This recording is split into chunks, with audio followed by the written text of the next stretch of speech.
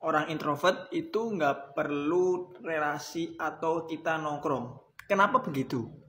Jadi gini teman-teman, orang introvert kelebihannya adalah dia produktif ketika dia sendiri. Nah, misal kalau teman-teman introvert sering nongkrong, apakah dia di tongkrongan akan produktif? Itu pertanyaannya.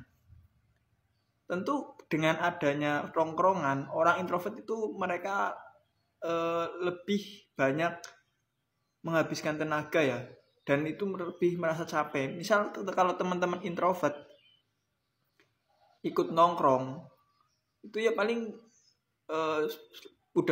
udah baru bentar nih, baru bentar udah kayak kerasa capek banget, udah pengen pulang rumah.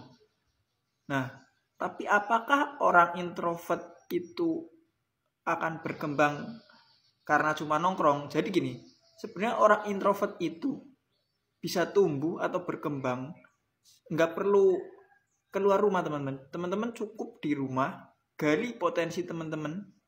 Misal saya nih affiliate, ya udah main aja di rumah, nggak perlu cari relasi atau tempat nongkrongan, karena kekuatan kita hanya di situ. Kekuatan kita itu nggak harus nongkrong, jadi kekuatan kita cuma diam sendiri, gali potensi di situ.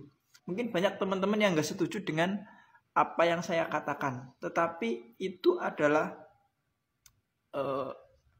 kekuatan seorang introvert. Jadi nggak perlu ketika kita seorang introvert harus memaksakan diri untuk sering nongkrong.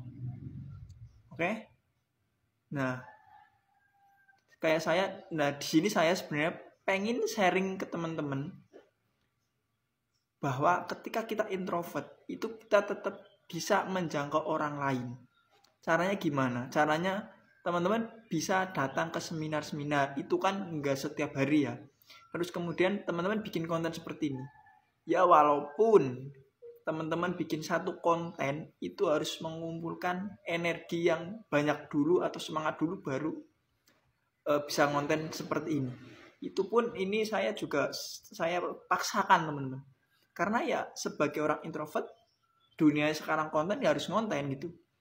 Terus apakah orang introvert bisa berkembang? Sebenarnya bisa, cuma dengan orang introvert itu di rumah sendiri, terkadang semangatnya itu kadang naik turun teman-teman.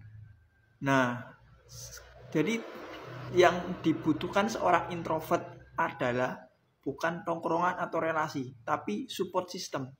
Apa bedanya support system sama relasi atau nongkrongan? Kalau tongkrongan itu biasanya banyak orang teman-teman.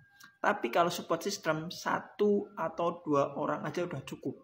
Itu udah sangat membantu untuk mengisi atau ngecas energi kita teman-teman. Oke? Nah, sebenarnya saya pengen berbagi sharing lebih banyak lagi ya.